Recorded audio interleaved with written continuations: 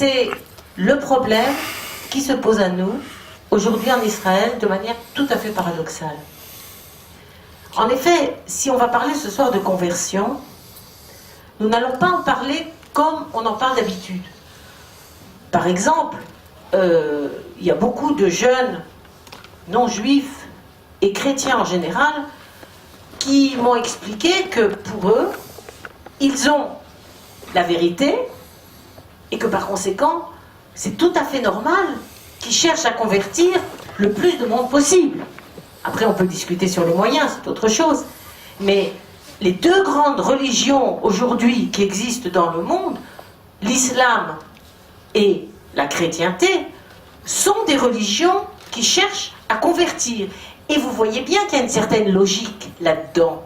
Si j'ai la vérité, je veux t'en faire profiter. Ce que j'ai entendu plein de fois quand j'étais étudiante, par exemple. Mais récemment, j'ai rencontré quelqu'un qui m'a dit pire. Il m'a dit, mais vous les juifs, vous ne voulez pas convertir. Et il y a quelque chose d'illogique là-dedans. Vous ne voulez pas convertir, vous êtes quand même persuadés, vous aussi, que vous avez la vérité. Et il y a peut-être quelque chose de bizarre là-dedans. Vous ne voulez pas convertir parce que vous appelez les autres les goïms. Est-ce que c'est pas un peu péjoratif? Est-ce que c'est pas pour ça que vous ne voulez pas convertir? Donc, en réalité, la réponse qu'il faut faire à ce genre de questions, elle est simple. Le judaïsme n'est pas une religion. Devenir juif, c'est participer à un destin qui, ma foi, est assez tragique finalement. Par conséquent, il est normal qu'une personne qui se propose de participer de ce destin soit avertie et qu'on lui laisse le temps de réfléchir. Seulement voilà que nous sommes en Israël et que la question est radicalement différente. La question qui se pose à nous, c'est vraiment un problème de survie aussi pour le peuple juif, et c'est la raison pour laquelle nous en parlons ce soir. Il y a un décalage entre les conditions de la loi du retour, c'est-à-dire que peut venir en Israël en fonction de la loi du retour celui qui, par exemple, a un grand-parent juif, et je n'ai pas dit que ça n'est pas bien, je ne porte pas de jugement, ça n'est pas mon sujet. Mais ces personnes qui arrivent en Israël, tout simplement, du point de vue de la halakha, elles ne sont pas juives. Ce qui fait que nous avons aujourd'hui, le chiffre exact, je ne saurais pas dire, mais peut-être 350 000, peut-être 500 000 personnes qui, par choix, ont décidé de se joindre au destin du peuple juif revenu sur sa terre. Okay. Et ces personnes-là, elles ne sont pas juives. Elles risquent leur vie dans l'armée, elles ne sont pas juives. Et le drame aujourd'hui, voyez-vous, le véritable drame, c'est que le nombre de conversions par an, il est finalement ridicule par rapport à la population. 4000, enfin on va vous dire, je ne suis pas du tout spécialiste du sujet. Il est petit ce nombre. Et les gens qui ont envie de se convertir, il n'y en a pas beaucoup finalement. Il n'y a pas de motivation. Les gens n'ont pas tellement envie de se convertir, d'autant que vous avez des associations, comme par exemple...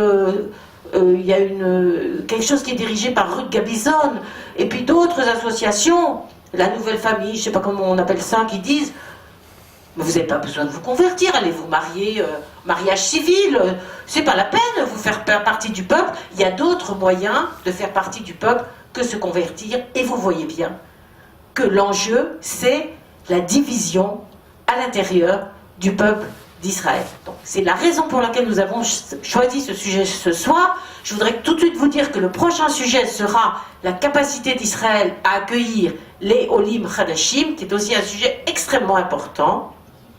Je voudrais dire un mot de nos deux conférenciers de ce soir, qui sont en fait, chacun à sa manière, tous les deux des outsiders.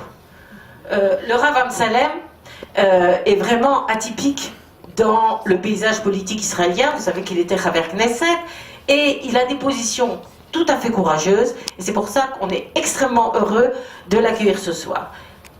Dan Berry est également une personne tout à fait atypique, vraiment j'en suis témoin parce que c'est un ami. Il associe avec une énorme culture les domaines du Kodesh et du Chol. Il a créé un système d'éducation, mais enfin, il comprend très très bien le problème des conversions et il vous en parlera vous-même. Bonsoir. Ce soir, tout d'abord je vous demande d'excuser mon français qui n'est pas très ou trop raffiné, mais j'espère qu'on va bien se comprendre.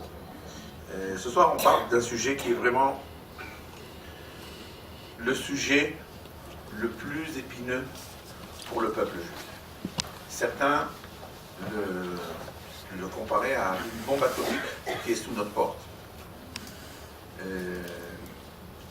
Si avant la question de l'assimilation était à l'étranger, dans le monde, à Hutz, maintenant elle est sous notre porte, puisqu'il y a plus de 350 000 personnes qui sont non-juifs, qui sont intégrés dans la société, qui parlent la langue, qui sont au service militaire, qui sont à l'académie, qui portent des noms de famille juifs, parce qu'alariquement, si la mère n'est pas juive, ils ne sont pas juifs, ils portent des noms de famille juifs, et on ne peut même pas s'y rendre compte qu'au jour où le problème vraiment se pose devant nous,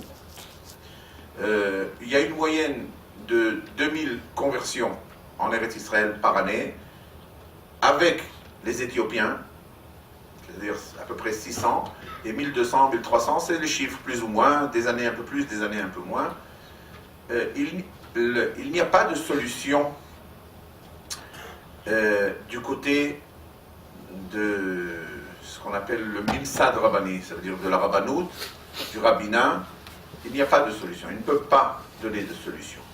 Maintenant, je ne veux pas trop rentrer dans le côté halachique du sujet, car il est très très large et très long, et on n'arrivera pas au point vraiment en 3/4 d'heure pour expliquer. Par contre, il est clair que la solution, ou au moins pour affronter la solution de l'assimilation, de la hitbolelut ici en Eretz Israël, est à travers le guillot.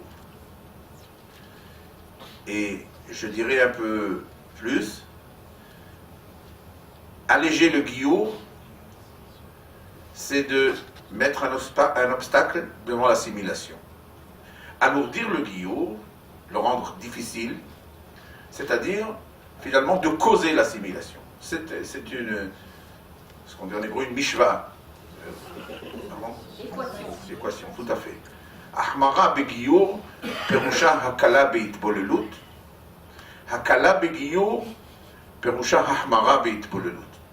C'est-à-dire quand on me dit, oui, vous êtes Mekel begiur, je réponds tout de suite, non, je suis mahmir beitbolelut. Je suis mahmir beitbolelut, j'ai peur de cette itbolelut. Le second problème de ce problème, ce qui vient tout de suite derrière, c'est le monde juif. Le monde juif regarde ce qui se passe en Eretz Israël et il copie le système. Et aujourd'hui, si vous voulez, la rabbanout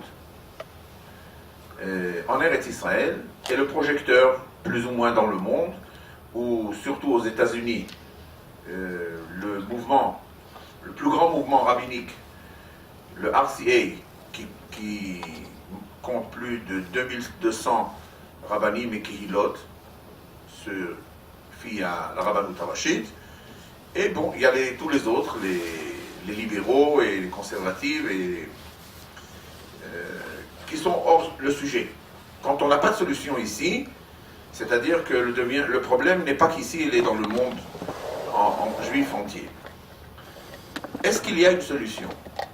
Qu'est-ce qu'on peut faire ?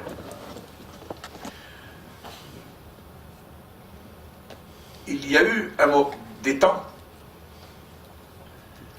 où le regard vers la personne qui voulait s'encadrer dans le collectif du peuple juif était tout à fait différent. Vous avez dit tout de suite, c'est vrai, on n'est pas une religion qui fait une mission. On ne cherche pas, ou on n'envoie pas des missionnaires dans le monde pour chercher des personnes pour les rendre juifs. Mais on sait tous que le métier de nos ancêtres Abraham, Yitzhak et Yaakov, c'était quoi? C'était d'apporter les gens qui étaient en dehors de la Emouna et les rentrer dans la Emouna. Et on sait bien que la Gemara, elle dit, pourquoi Kadosh Baruch Hu a éparpillé le peuple juif dans tous les quatre coins du monde pour ajouter des personnes qui rentreront dans le peuple juif, des goyim. Lo higla HaKadosh Baruch Hu et Israël et ben haumot et la kedesh yitvasfu alehem goyim. Ça veut dire la raison que HaKadosh Baruch Hu nous a éparpillés, c'est que pour que les goyim rentrent dans le peuple juif. Mais comment qu'ils vont rentrer dans le peuple juif si on ne fait pas ce genre de travail? C'est une question que je vais laisser. Je ne vais pas rentrer là-dedans, c'est encore un autre sujet. Le premier point important qu'on oublie quand on parle de tous ces goïms qui sont ici parmi nous par le biais de la loi du droit du retour, de qui on parle? On parle de personnes que, halachiquement, ils ne sont pas juifs, mais que leur père ou leur grand-père, lui, il était juif. Je n'ai pas besoin de faire allusion aux années qu'on a passées avec les nazis, Marchemam et Zichram, pour nous faire souvenir que si le père était juif ou la mère était juive, c'était pareil. D'ailleurs, c'était la raison de ceux qui ont mis cette loi du droit du retour jusqu'à la 3e génération. Peu importe le côté du judaïsme qu'il y a dans la famille, il a le droit de venir s'installer et habiter en Eretz Israël. Ces personnes, comme on l'indique, ils sont 350 000 jusqu'à 400 000, ils sont des goïms. Mais ce qu'on a oublié, ou on essaye de faire oublier, c'est qu'ils sont des goïms, qu'ils ont un caractère. Et ce caractère s'appelle Zera Israël. Zera Israël, c'est-à-dire semence d'Israël, ou graine d'Israël. C'est un titre. Ça ne veut pas dire qu'automatiquement ils sont juifs, bien sûr que non. Mais ça veut dire que l'approche qu'on doit avoir envers ces personnes doit être tout à fait différente que l'approche qu'on doit avoir envers un goy qui n'a aucune racine juive, qui vient se convertir parce que peut-être il a connu ou il a fréquenté une fille juive. C'est tout à fait différent. Cette chose n'est pas neuve, elle existe depuis des centaines d'années dans les poskim, dans les livres de la halakha. Elle a été confirmée par les grands maîtres de la halakha qu'on avait dans le monde ashkénaze, le Rav Tzvi Yehuda Kalischer, et dans le monde séfarade, l'autorité indiscutable qui était le grand rabbin d'Israël, Rabbi Ben Zion Meir Chai Uziel, qui était Rishon LeZion, qui a fondé la rabbanout d'Israël il y a très longtemps, où la rabbanout et lui-même était un grand sioniste, un grand militant pour le peuple juif, et que lui, il a bien déterminé le sujet. Il a dit, on a un devoir envers ces gens, et c'est une mitzvah, une mission pour toutes les personnes qui sont Zera Israël, de les faire revenir à la source d'où ils sont sortis. Et d'ailleurs, nos grands, et Abarbanel entre autres, ils écrivent que au moment de Kibbutz Hagalouyot, au moment où se rassembleront tous les égarés du peuple d'Israël, viendront entre eux des personnes qui ne savent même pas qui sont juifs. Et on ne doit pas les laisser, on ne doit pas les oublier. D'ailleurs, c'est comme ça qu'explique nos Hachamim un chapitre dans le livre de Yehezkel, le chapitre 34 pour ceux qui voudront voir dans le livre de Yehezkel, et qu'il parle du grand message que HaKadosh Baruch Hu donne aux prophètes, pas au peuple, mais aux dirigeants du peuple d'Israël, c'est-à-dire les bergers du peuple d'Israël, qu'ils ne font pas attention aux brebis égarées. Tout le chapitre parle de ça, et les Mefarshim expliquent qu'il s'agit de ceux qui sont de la branche d'Israël qu'on oublie. D'ailleurs, quand on chante et qu'on dit tout le temps Ubaou Haoudim Me'eretz Ashur, les perdus d'Ashur, Vanidahim Me'eretz Mitzrayim, qu'ils sont les perdus. C'est pas ceux qui sont à Paris, ni à Londres, ni à New York. C'est eux, ceux qui savent même pas qu'ils ont une racine. Et que tout d'un coup, comme aujourd'hui d'ailleurs, tous les mouvements des descendants des Béné Anoussim, que vous entendez parler, qui découvrent d'un seul coup qu'il y a 150 ans ou 200 ans, j'ai une racine juive et qui veulent se rapprocher envers nous. Mais je ne parle même pas de cela, c'est un autre sujet, il s'agit là d'un chiffre énorme. Je parle de ceux qui sont parmi nous, qui sont, il n'y a pas très longtemps, une génération, 2 générations, étaient juifs complètement et il y a eu une assimilation. Et qui sont parmi nous. Si on essaye de solutionner le problème, bien sûr on évite l'assimilation. Si on ne solutionne pas le problème, elle est devant nous. Maintenant, je vais vous dire le problème dans tout ce sujet, et le problème que vous entendez de temps en temps qui monte sur la presse, que voilà, un Beddin à Ashdod ou un Beddin à Tel Aviv a étudié un certain cas de Giour et a annulé un Giour. Pourquoi annuler un Giour? Parce qu'il s'est rendu compte que la personne n'a pas pratiqué les mitzvot comme il faut après le Giour, et il remet en question toute la conversion. Pour être très court, parce que c'est le sujet le plus dur dans le Giour, la pratique des mitzvot, la Kabbalat mitzvot, qu'est-ce que ça veut dire la Kabbalat mitzvot, quelle est la quantité des mitzvot, etc., etc.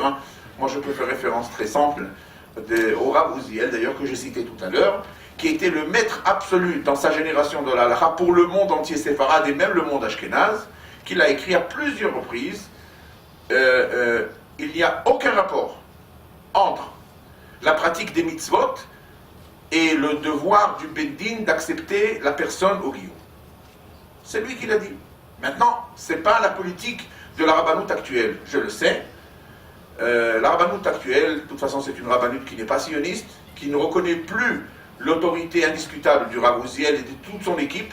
Aujourd'hui, Vayakom Melech Hadash al Mitzrayim, aujourd'hui, il y a 30 ans, on parle d'une rabbanoute qui a changé tout à fait son chapeau et qui est différente. J'ai apporté avec moi un livre que je viens il y a quelques mois d'éditer, et ça va vous donner un peu l'image ou la pensée de la chose. Ce livre s'appelle Reach Nihoach. Il a été fait, c'est moi qui l'ai écrit, il a été dédié au rabbin Rabbi Yehia Ben Arosh. Ceux qui sont du Maroc savent que Rabbi Yehia Ben Arosh était le grand rabbin de la ville Port-Lyoté au Maroc, Kenitra. Il était en même temps Dayan à Rabat, à Casablanca, et Dayan bien sûr à Kenitra. Il est resté dans son poste plus de 50 ans en tant que grand rabbin. Dans son époque, il était reconnu comme un des grands rabbanim et dayanim du Maroc. C'est un recueil d'une partie de ses écrits, mais j'écris ce livre pour un autre sujet, pour le sujet de ses conversions. Il y a la moitié de ce livre qui s'appelle Giouré Kenitra, les conversions de Kenitra.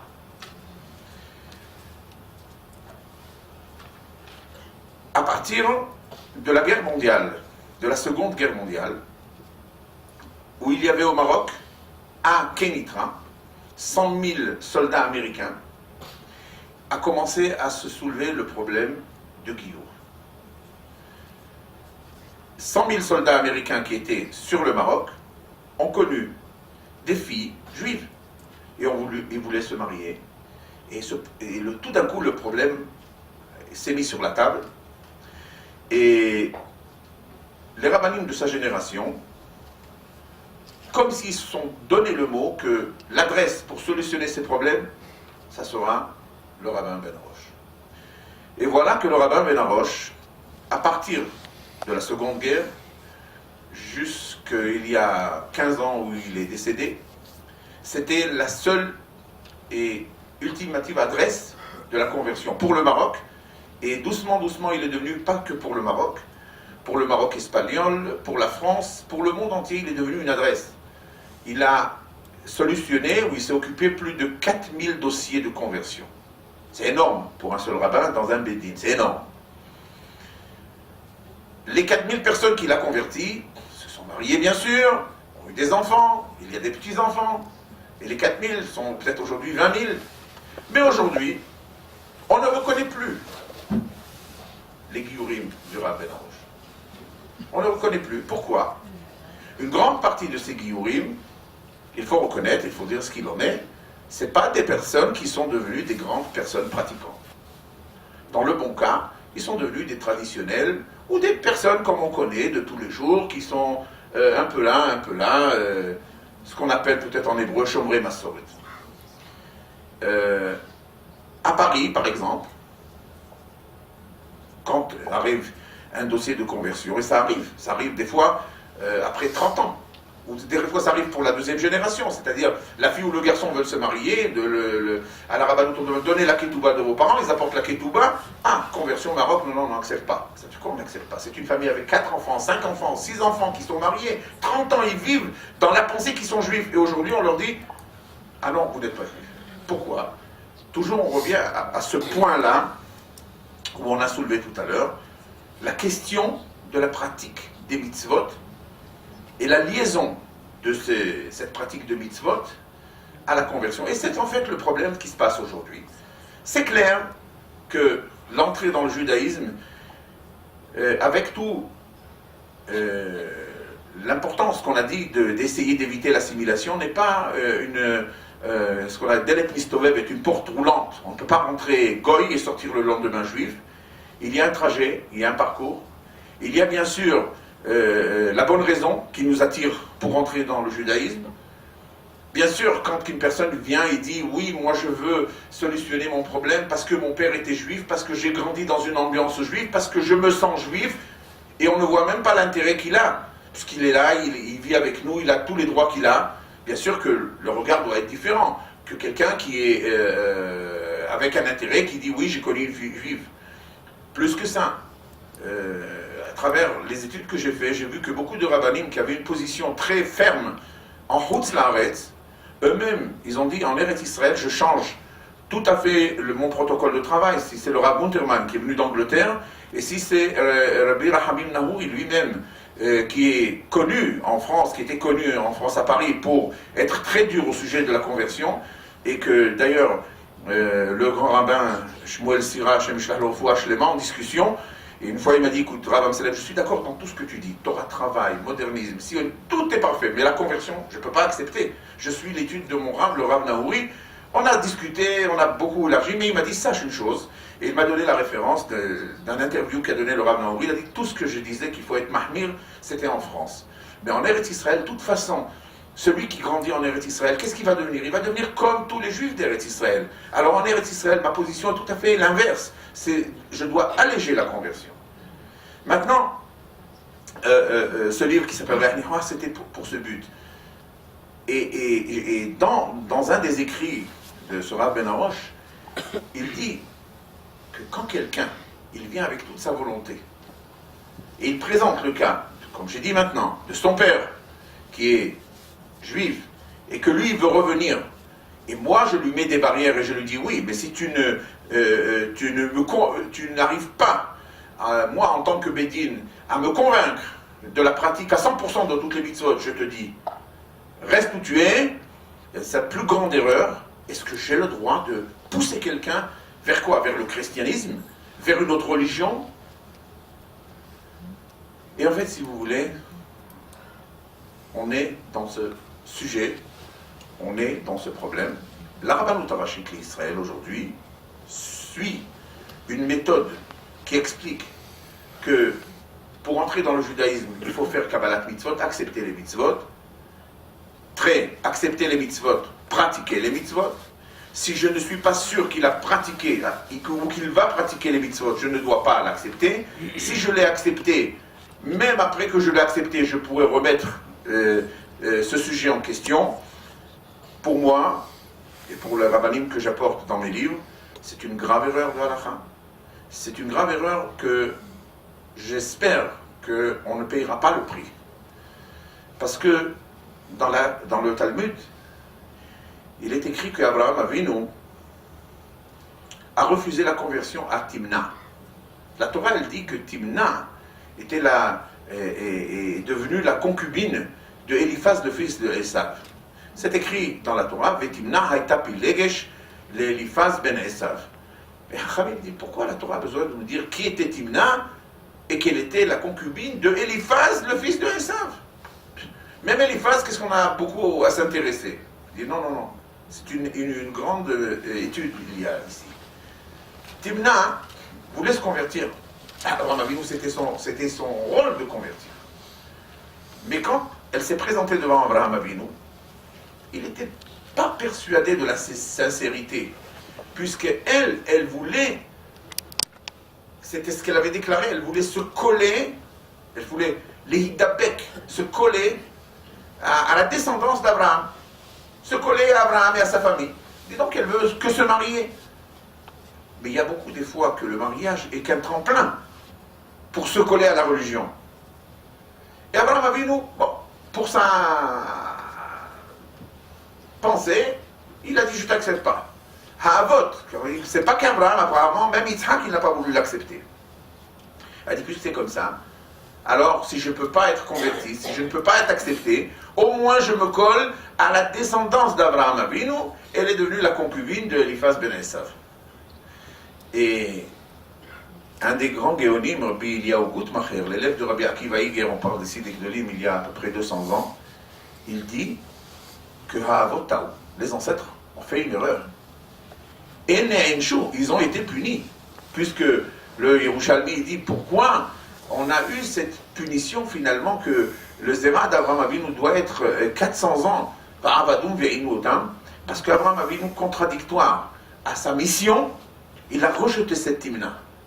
Et de là, il conclut ce posek dans une grande teshuva. Lui, il dit, quand au Beit Din, il y a un doute sur la personne, est-ce qu'elle mérite d'être acceptée ou elle ne mérite pas d'être acceptée, il dit, il vaut mieux tomber dans l'erreur d'accepter quelqu'un que peut-être j'aurais pas dû l'accepter, que de dire à quelqu'un que peut-être j'aurais dû accepter, je ne t'accepte pas.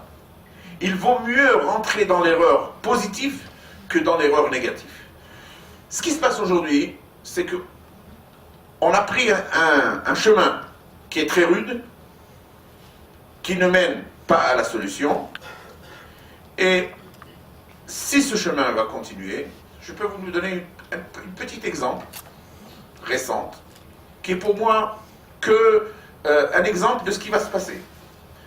Et je fais allusion, et je vais terminer, peut-être il y a quelques questions, je pense que je suis dans mon temps.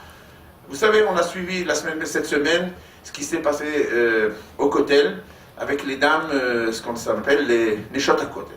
Ok? Une équipe de dames, pas grande, qui venaient tous les Rosh Chodesh au Kotel pour mettre les téphilines, pour mettre le Sefer Torah. Ok? C'est pas dans nos coutumes, c'est pas dans nos habitudes, ça nous dérange. Le monde Haredi s'est révolté. Il y a eu des manifestations, il s'est opposé à ça. Je ne dis pas qu'il a tort, au contraire, je pense qu'il avait raison. Mais l'option qu'on a eue aujourd'hui, c'est un nouveau Kotel. Une nouvelle partie du Kotel qui est désignée, au début c'était pour les Neshot HaKotel, aux femmes du Kotel, et maintenant c'est devenu pour les libéraux. Et bien sûr, supposons qu'une personne traditionnelle, non, une personne Hiloni de Tel Aviv qui vient à Yerushalayim et qui dit ça c'est le Kotel pour les hommes, ça c'est le Kotel pour les femmes, non ça c'est mélangé, je préfère être avec ma femme et mon petit en même Kotel. Et voilà, qu'est-ce qu'on est en train de faire? Au lieu de trouver une solution logique, ou au lieu de dire il s'agit de 5 jusqu'à 10 personnes une fois par mois qui viennent, qui sont bizarres, comme un marabout qui vient au Kotel, qui fait ce qu'il veut. Hein? Ou comme un curé qui vient au Kotel, qui fait ce qu'il veut. Et bien aussi pareil. Non, on essaye de faire le bras de fer et on perd dans tout. Ce qui se passe aujourd'hui, ce sujet de conversion qui n'est pas solutionné, il va créer finalement les mariages civils en Israël. Il va donner beaucoup plus de force aux forces qui ne sont pas halachiques, pour moi orthodoxes si vous voulez. Et où est l'intelligence? Ah, il y a une mahloket, c'est vrai. Il y a des rabbanim qui sont mahmirim, c'est vrai. Mais il y a aussi des rabbanim qui sont mekilim. Il y a des centaines. Je les ai apportés dans mes livres, je les cite. J'apporte des piskei halakha, je fais voir des centaines d'exemples comment les rabbanim étaient compréhensifs au sujet. Surtout que la deuxième version du sujet, c'est l'assimilation. Alors, si vous voulez, est-ce que c'est ce qu'on appelle Ratsui ou c'est Matsui? Ratsui, c'est ce qui est souhaitable, bien sûr. Je voudrais que tout le monde soit à 100% et tout converti soit comme Ruth à Moabia. Entre autres, on dit que même si Ruth à Moabia aujourd'hui viendrait dans les Batédines, c'est pas sûr qu'elle aurait pu passer avec le système qui existe.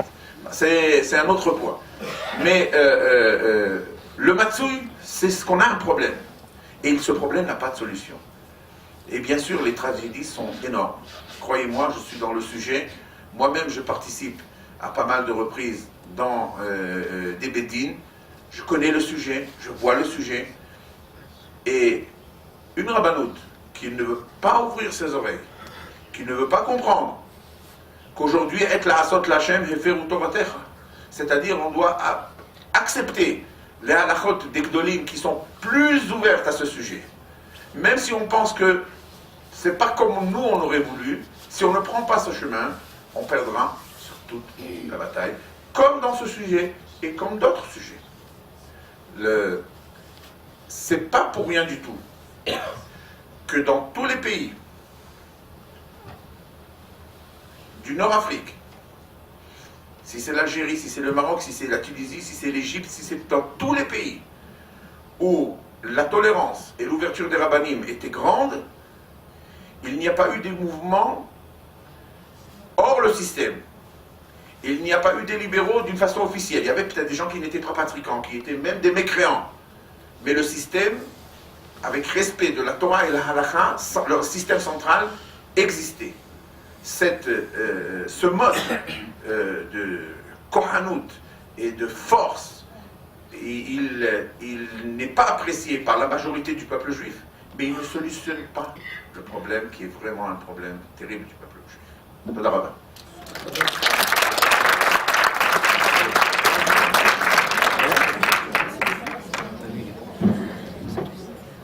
Vous avez des questions?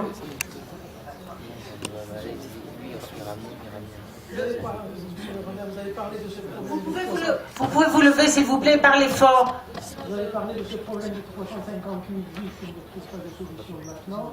Est-ce que la solution que vous préconisez est une hora hatcha'a ou est-ce que ça doit durer dans le temps?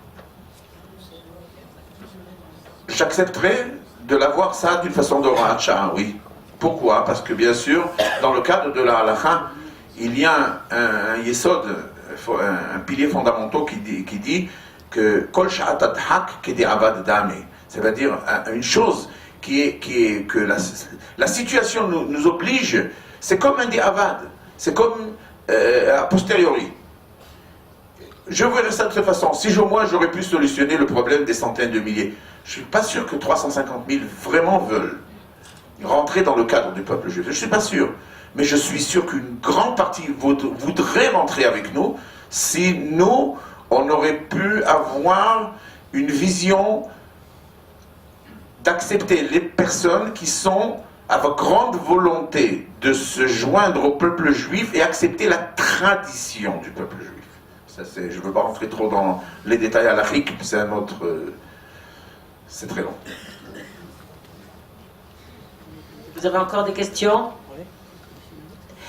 Moi, je voudrais savoir, j'ai l'impression, et c'est la raison pour laquelle nous avons organisé la soirée ce soir, qu'il y a un problème d'opinion aussi, d'opinion publique. Il faut beaucoup travailler l'opinion publique en général, faire peut-être du lobbying. Est-ce que vous avez un programme en ce sens? Les organisations qui s'occupent de tout le sujet du Giyur, qui sont sous la coalition de ce qu'on appelle Tzav Giyur, comme Bet Moracha, comme ITIM, toutes les organisations, ils prévoient un travail dans les opinions publiques, vous avez raison. La majorité du public israélien ne comprend pas vraiment le problème. Du côté, l'homme de Tel Aviv, le Hiloni, dit « Mais je m'en fous pas mal, moi, juif, pas juif, il parle l'hébreu, il vit avec moi, il fait l'armée, pour moi c'est un juif mieux que les autres. » Va lui expliquer. Les religieux, les Haridim, ils disent « C'est pas notre problème, nous, celui qui ne rentre pas dans le cadre de la halakha, on ne le veut pas. » De toute façon, pour eux, même ceux qui ne sont pas comme eux, ils les voient avec un œil tordu. Alors pour eux, vous savez, je viens de là-bas, croyez-moi, j'ai grandi dedans, je connais très très bien le monde. Et le grand public qui n'est pas concerné, il ne voit pas vraiment je vais vous dire, pour moi, je ne veux pas dire son nom, mais c'est un des rabbinim qui était très mahmir dans le Giour, jusqu'au jour où j'ai vu qu'il a changé, il a ton SMS, je n'ai pas compris. Mais j'ai demandé, mais qu'est-ce qui se passe au Rav? Je sais qu'il était très... Il me dit, mais comment tu ne sais pas? Je dis non. Il dit, mais son fils, il était au Népal. Il a connu une fille. Et voilà qu'il l'a apporté. Et qu'est-ce qu'il fallait faire? Qu'est-ce qu'il fallait faire? Eh ben voilà. Non, c'est une tragédie. C'est une tragédie, croyez-moi. C'est une tragédie parce que un des problèmes qui suivent ce kibbutz galouyot, c'est ça. On parle d'une alia de France, de ceux qui ont le droit d'être olé. Vous savez combien de pourcents il y a de non-juifs dans ces olim? Qu'est-ce qu'ils vont faire, les pauvres? Qu'est-ce qu'ils vont faire? Ils vont venir ici. Déjà les olim avec leurs problèmes. Alors qu'est-ce qu'ils vont faire? On va dire non, toi tu n'es pas juif. Ok, je sais. Même en France on m'a dit ça. Mais bon, je suis en Israël, faites quelque chose. Qu'est-ce qu'il y a à comprendre? On ne lui donne pas l'espoir. On ne cherche pas la solution. Parce que les rabbinim, qui étaient des grands maîtres de la halakha, qu'ils avaient ce courage, qu'ils avaient cette force, malheureusement ils ne sont pas dans notre génération. Et on se trouve avec un monde qui est dur, rude, sûr de lui-même à 100%, et qui voit que la Torah, elle n'est que dans sa poche. Il ne comprend pas qu'il y a d'autres opinions dans la Torah. Il y a d'autres versions dans la Torah. C'est très dur. Monsieur le rabbin Salem, vous êtes également un homme politique. Il y a eu en 2014, si je ne me trompe pas, une loi concernant le Giour qui ne semble pas du tout appliquée. Alors je voudrais poser deux questions. Premièrement, pourquoi cette loi qui prévoyait, par exemple, que dans les différents districts du pays, les rabbins de district pouvaient pratiquer des conversions, si je ne me trompe pas, hein, souvent le contrôle. Pourquoi, premièrement, cette loi n'est pas appliquée? Et deuxièmement, est-ce que, puisque les rabbins, il n'y a pas beaucoup d'espoir de l'autre côté, est-ce que, par la politique, on peut faire changer les choses? Cette loi était, en fait, quoi? Qu'est-ce qu'elle disait, cette loi? C'était de donner la possibilité aux rabbinim de Kehilot, au moins des rabbinim avec le titre de Ravir, qui est le plus haut diplôme, de prendre avec lui 2 personnes de rabbinim et de créer un bédin, comme il se passait dans la diaspora partout. Dans toutes les Kehilot du monde, c'était comme ça. Avant, c'était comme ça. Les rabbinim faisaient le Giour, ils étaient reconnus, c'était tout à fait normal. Cette loi, elle n'est pas passée. Bien sûr, elle n'est pas passée parce que le gouvernement qui s'est mis, c'est un gouvernement qui dépend du monde haredi. Et Netanyahou a 61, et parmi il y a les haridim. La première chose, c'est qu'ils vont annuler cette loi. Je le savais, je l'avais dit dans l'ancien gouvernement. À la dernière minute, il y a eu un petit recul dans l'équipe qui poussait cette loi. Je dis, vous faites une grande erreur, vous allez voir, ça va tomber. C'est tombé. Ah, vous me demandez, est-ce qu'il y a un espoir dans la politique? Je vais vous dire, c'est très simple. C'est malheureux de le dire. Si il y a un gouvernement qui ne dépend pas des forces ultra-extrémistes et qui imposera une solution, il y aura une solution. Bien sûr qu'il y aura une solution. Halachiquement, il y a une solution. Une conversion qui a été faite par un bédin apte à la faire ne peut être annulée jamais dans aucun cas dans le monde par aucun bédin au monde. Tout ce que vous entendez dans la presse, qu'un bédin a annulé une conversion, c'est faux. C'est faux, ce n'est pas halachique. C'est grave même. Je ne veux pas rentrer dans ça. Mais, est-ce qu'il y aura Yemot HaMashiach de cette façon? Je ne sais pas. Je ne sais pas. Moi-même, je me remets en question. S'il y a... j'ai toujours en moi-même 2 tendances. Où je reprends mon travail de Rav, ou en Eretz Israël ou à l'étranger, comme j'ai déjà un demi-pied qui est à l'étranger, je continue là-bas, où je me relance dans la politique que pour ce sujet. Et ce sujet est tellement un sujet qui est fort, qui est important, qui vaut le coup, que tous les prix que j'ai payés, que je voudrais payer, sont acceptables. Peut-être que dans un autre gouvernement, peut-être dans un autre mivné, comme l'ancien gouvernement, où il y avait Abbaï Yehoudi et d'autres, hein? Pas un gouvernement qui est Chas v'Shalom contre la Torah ou contre les yeshivot, je ne parle pas de ça, mais un gouvernement qui comprend qu'on a un problème, les yeux du peuple juif sont vers nous. Zera Israël sont en train de crier. On a un devoir envers eux. Peut-être qu'il y aura un changement. Quelqu'un a une autre question? Oui. Est-ce que vous pensez que les 350 000 Zera Israël qui sont en Israël, est-ce que vous pensez véritablement que les personnes qui sont ici, 350 000 qui sont arrivées selon la loi du retour, ont envie de devenir juifs? Oui, sans doute. Et il n'y a que 3 000 personnes qui vont dans les cours de Giour par année. Est-ce que c'est le... Vous savez, dans la halakha, dans le Talmud, il est écrit, quand une personne veut devenir juif, on lui demande, pourquoi tu veux devenir juif? Tu ne sais pas ce que ça veut dire d'être juif? Tu ne sais pas ce que ça veut dire d'être juif, de payer le prix du judaïsme, d'être, surtout à travers les années. Être juif, c'était un danger de mort. Et on entend parler des marins qui faisaient leur judaïsme en cachette. On sait ce que ça veut dire d'être juif. Il dit, oui, je sais. Et j'aurais voulu être juif. Après, on lui dit, tu sais, mais être juif, ça t'oblige. Il dit, ok, j'accepte. Accepter d'être juif, accepter sur toi la religion et la émouna en Hakadosh Baruch Hu, c'est qu'un début du chemin. La conversion est qu'un début du chemin. Toute la vie, la personne s'améliore. Si vous me demandez est-ce que les 350 000 vont être pratiquants, non. Mais si vous me donnez 350 000 veulent être juifs, oui, ils veulent être juifs. Ils sont prêts à verser leur sang pour le peuple d'Israël. Ils sont prêts à aller au service militaire pour le peuple d'Israël. Et quand vous allez leur dire, allez vers un russe du RSS, insultez-les, insultez le brut, vous n'êtes pas juif, vous allez voir ce qu'il va vous faire. Il vous dit, moi je suis juif. Je m'en fous. Pour les rabbins, je ne suis pas juif, je suis juif. Mon père, il s'appelle Metzger, moi je suis juif. Nous, on regarde de notre côté. Croyez-moi, je rencontre énormément. Maintenant, je comprends le problème. Je comprends aussi la logique, apparemment. Comment une personne qui va être convertie, elle ne va pas être pratiquante? Ouais, mais il te dit, mais attends, je ne comprends pas. Mon voisin dans le palier, il ne pratique rien. Rien du tout, il est juif, parce que sa mère, elle est juive. Moi, je fais la Brit Mila à mon petit. Le jour de Kippour, je fais le jeûne. Pourquoi tu n'es pas juif? Non, fais le jeûne. Je mange pas le Hametz à Pessah. Quand je vais chez mon beau-père, je mets la kippa, je fais le kidouche. Ma femme, elle allume les bougies. Et toute une série de choses que tous les Israéliens, ou 80% ou 90% des Israéliens font, il accepte sur lui. Et qu'est-ce quand il fait le kidouche? J'ai rencontré. Je dis, qu'est-ce que tu dis dans le kidouche? Tu sais ce que tu dis dans le kidouche? Oui, mais je sais. Il accepte en lui-même cette émouna, cette foi. Alors tout ça, on dit non, c'est rien du tout. Mais il dit, mais je comprends pas. Mon voisin, il fait rien, lui. Et lui, il est juif. Ça, c'est pas logique. Ça, c'est pas logique. Toda Rabba. S'il n'y a pas de... J'ai une question. Vous avez dit que vous étiez d'accord pour en fait les conversions, même pour les traditionnalistes, c'est ça? Pour les personnes qui habitaient en Israël, je parle.